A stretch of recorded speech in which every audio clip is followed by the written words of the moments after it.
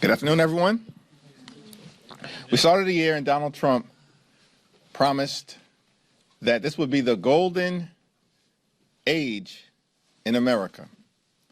We're ending the year, and the overwhelming majority of the American people, including many so-called Trump supporters, know that this year has been a disaster for the American people.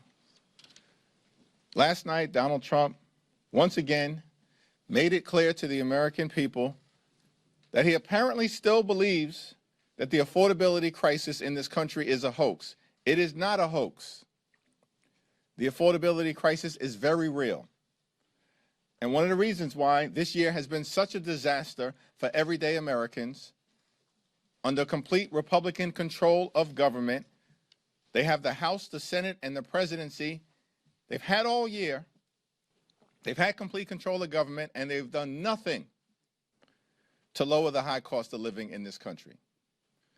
Now, Donald Trump and Mike Johnson and John Thune and House Republicans and Senate Republicans repeatedly promised to the American people last year that they were going to lower the high cost of living. In fact, they said that costs would go down on day one. They lied to the American people. Costs haven't gone down in the United States of America, and everybody knows it. Costs have gone up. Housing costs are out of control. Grocery costs are out of control. Electricity bills are out of control. Child care costs are out of control. And health care costs are out of control.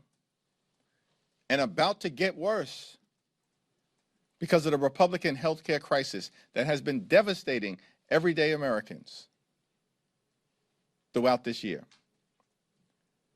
Why is Mike Johnson and House Republicans leaving town when there is legislation supported by a bipartisan majority of the House that would extend the Affordable Care Act tax credits for 3 years? We should pass that bill and then send it over to the Senate before the end of the year, before the Affordable Care Act tax credits expire, so that tens of millions of Americans during the holiday season aren't threatened with their health insurance premiums, copays, and deductibles dramatically increasing, including the reality that many of these working class Americans will experience premium increases of $1,000 or $2,000 per month. That is unacceptable. That's why House Democrats successfully launched a discharge petition that secured 218 bipartisan signatures. And there's no reason why Mike Johnson can't bring that bill to the floor immediately. House Republicans have chosen to get out of town before sundown. And that's a shame. All they've done is reinforce the fact that their sole objective in this Congress, the sole objective of Donald Trump, the sole objective of the House Republican majority, is to enact massive tax breaks for their billionaire donors while jamming their extreme right-wing ideology down the throats of the American people and doing nothing at all, zip zero, nothing at all to make life better for the American people. It's extraordinary to us. I don't think these people want to win any more elections because they've literally done nothing to make life better for the American people. House Democrats, as we've repeatedly made clear, are in this fight until we win this fight. We're going to continue to work hard to drive down the high cost of living in this country. We're going to continue to work hard to fix our broken healthcare system. And we're going to continue to work hard to clean up corruption and deliver a country of the people, by the people, and for the people. Questions? Thank you, Mr. Leader. The Congressional Black Caucus put out a statement a little over an hour ago that reads in part, as Democrats prepare for the year ahead, the Congressional Black Caucus stands with Leader Hakeem Jeffries, as we know all House Democrats do, in our continued fight for the American people. We must keep our eye on the prize. I wanted to get your reaction to the statement. Have you seen it, and what is your response? I have not had an opportunity to see the statement yet, but I'm appreciative of my colleagues in the CBC. I've been part of the CBC family from the very moment that I arrived on Capitol Hill, and it's a treasured relationship that I have with every single CBC member, and certainly with the Congressional Black Caucus. When I first came to the Congress, I walked into my first CBC meeting, and there's Jim Clyburn and Elijah Cummings and Eddie Bernice Johnson and Maxine Waters and John Lewis and so many other legends. And I'm trying to figure out, how did they let me into this room? That's what the CBC has meant to all of us who've had the opportunity to serve in this Congress this term and, of course, in prior terms. And I'll always cherish, that relationship. Our focus is going to continue to be on making life better for everyday Americans, on lifting up the principle of liberty and justice for all, and on ending this national nightmare that Donald Trump and Republican extremists have visited on the American people all year. Donald Trump and these Republicans have broken every single promise that they made in terms of making life better for everyday Americans. Every single promise. And it's indisputable at this moment, which is why they're on the run. It's why they've been defeated electorally across the country, up and down the ballot. And it's why I'm confident that we're going to take back control of the House of Representatives next year. Yep. This is sort of a two-part question. First, what is your reaction to Trump's executive order rescheduling marijuana? And sort of part two to that is, do you anticipate that bumping into some of the regulations that came in the continuing resolution about hemp-related products? We'll have to see how the language in the continuing resolution that was inserted, as I understand it, by Senator Mitch McConnell is reconciled with this particular executive order. More broadly, and I haven't had the opportunity to review the executive order, but I've supported marijuana reform throughout my entirety in public service, both in the New York State Legislature and as a member of Congress, and have worked with the administration in the past to get criminal justice reform over the finish line, connected to the First Step Act. And we welcome any opportunity moving forward to continue that work, to right-size our criminal justice system, to move away from the failed war on drugs, which includes a failed war on marijuana, and to deal with the mass incarceration epidemic that this country has suffered from, that is both unfair and undermines our economic productivity. Thanks. Thanks, Leader Jeffries. Tomorrow is the deadline for the Epstein files to be released legally. Is it your expectation that the DOJ is going to cooperate? And if not, what is your expectation for what we will see tomorrow? Based on my conversations with some of the top Democrats who've been working on this matter related to full and complete disclosure of the Epstein files, we do expect compliance. But if the Department of Justice does not comply with what is federal law at this point, there will be strong bipartisan pushback. Thanks, Mr. Leader.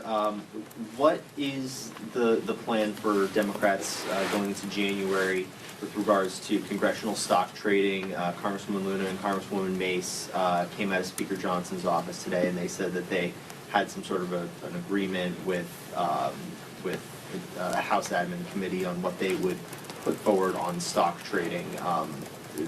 What are Democrats going to do with that? It seems like theirs won't address the executive branch. House Democrats are going to continue to work hard to address the issues that we have in this Congress, and that, of course, will include my full and complete support for a congressional stock trading ban.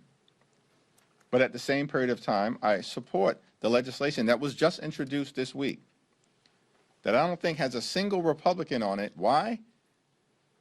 Because it would also include prohibiting the president and the vice president of any party from engaging in stock trading while they're in office. There is absolutely no justification for the president, who has far more power than any individual member of Congress, or the vice president, to be able to trade stocks in real time when they have more access to inside information than perhaps the entire United States Congress combined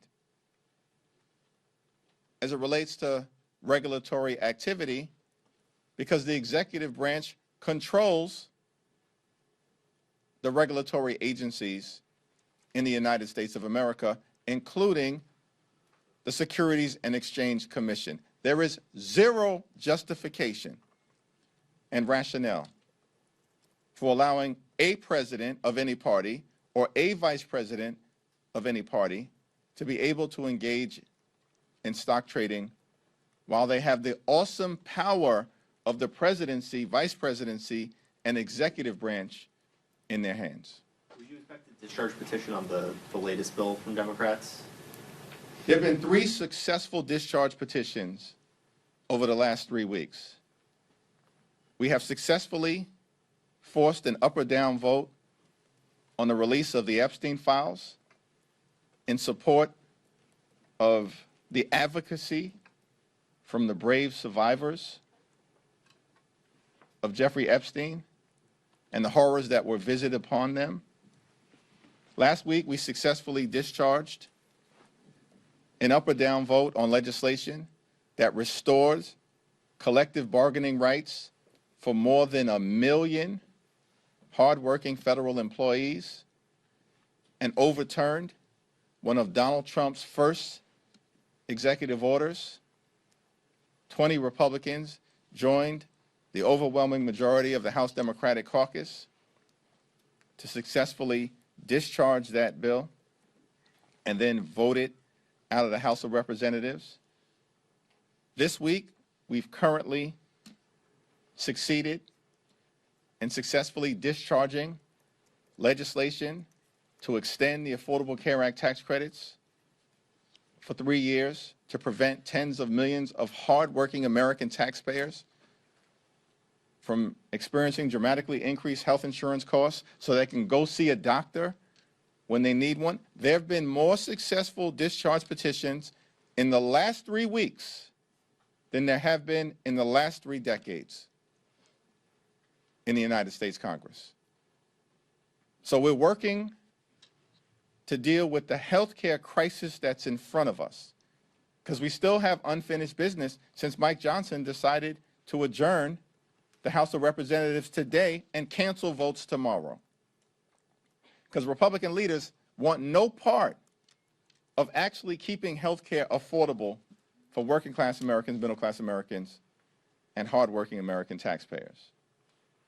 We'll cross the next bridge when we get to it in terms of future discharge petitions, but what's in front of us right now is the need to finish the job and extend the Affordable Care Act tax credits.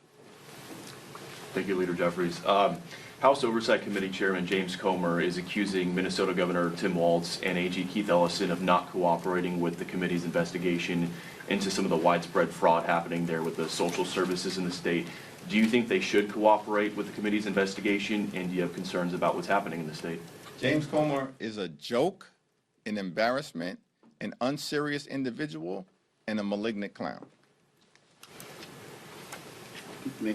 I want to ask you about something back home in New York. There's a story that came today. I don't know if you've seen it, but I'll brief you on if you haven't. What does it tell you about the incoming mayor and his administration that he picked for a senior position, someone who tweeted in the past about, quoting here, money-hungry Jews, and that the Far Rockaway train is the Jew train? I haven't seen it, and so I'll comment on it subsequent to having an opportunity to actually review what you're presenting. Obviously, I would strongly disagree with those statements. I think I've been very clear in my views on that, but I'll have more to say when I've actually had an opportunity to review it. Are you okay with the incoming mayor appointing Thank people you. like that? Mr. Leader, I wanted to ask you about the Affordable Care Act subsidies. Some moderate Republicans have expressed frustration that they do want to see an extension, but they want some reforms, and the fact that you didn't endorse the other bipartisan discharge petitions. They're concerned that with this up or down vote in the House that will be coming in the new year, it won't be able to pass the Senate. Who's concerned about that? Some of the moderate Republicans who have been working on the ACA deals. So if this passes the House, as it appears it will, moves to the Senate and fails, would you consider endorsing one of those bipartisan deals? Here's where we're at. We've got to make sure that the legislation that clearly has the support of a majority of the House of Representatives that would extend the Affordable Care Act tax credits in a straightforward way passes the House of Representatives. We also know that there's only one bill, our bill, that has a majority of senators supporting it, based on votes that took place earlier this month. In fact, the 3-year, straightforward, clean extension of the Affordable Care Act tax credits, which the American people support, Democrats, Republicans, and independents, a majority of every single one of those categories, and an overwhelming majority of Democrats and independents, and a significant majority of traditional Republicans support a straightforward extension of the Affordable Care Act tax credits, and so do a majority of members of the United States Senate. So the House has to work its will first. And once the House works its will, which should be taking place today, tomorrow, before the end of the year, but at least as early as when we get back in January, then we'll send the bill over to the Senate, and we'll see what the senators decide to do. We're not giving up this fight. We've made that very clear for months now, because we know we're on the right side of the American people. And we're in this fight until we win this fight, and winning this fight means making sure that the Affordable Care Act tax credits are extended. Leader Jeffries, there have been a few votes in the last couple of weeks where if you had full attendance by House Democrats, then you would have defeated the Republican measure. What's going on with the attendance in your party? Is this an issue with Whip Clark? Like, how can you improve this in the new year? Catherine Clark is doing a tremendous job, and we know that there are a handful of members who've had serious medical issues that they needed to make sure were addressed. And in addressing them, it ensures that they'll be back fully on the playing field next year. So that's clearly an important thing to do. And there may be one or two other members who are running for other offices across the country, and we're going to ensure that every single member is present and accounted for, particularly when we know there are significant votes of importance to the American people. Leader Jeffries. Mr. Leader, 2 questions. Just back on Epstein, I know earlier this week Leader Schumer indicated that they have a task force that's kind of a mix of lawyers working with some of the Epstein survivors and their lawyers. Is there a similar effort here on the House if and when these files are released? And then number 2, just if you have a reaction to this board vote today to change the Kennedy Center name to the Trump Kennedy Center. Well, Robert Garcia and Jamie Raskin are doing a tremendous job along with Ro Khanna as it relates to pushing for maximum transparency and consistent with the wishes and the advocacy that's been powerful from the Epstein survivors, making sure that there is information that is put into the public domain for the American people so that there can be accountability. And I look forward to continuing to work closely with Ranking Member Garcia and the members of the Oversight Committee who've been doing a tremendous job on the Democratic side, along with Jamie Raskin and others. With respect to the latest foolishness to come out of the Trump administration, I mean, it really seems to me at this point that Donald Trump doesn't give a damn about the prospects of the country and the Republican Party. The notion that Donald Trump has spent more time on the golf course than trying to keep health care affordable for the American people or drive down the high cost of living, in and of itself is extraordinary. But then we layer on top of that, he can find $40 billion to bail out Argentina. He's trying to extort $230 million from the Department of Justice. He literally has ordered the destruction of the East Wing of the White House. At the same time, he says the affordability crisis is a hoax. Republicans are being crushed electorally all across the country. News of the demise of the Democratic Party was greatly exaggerated.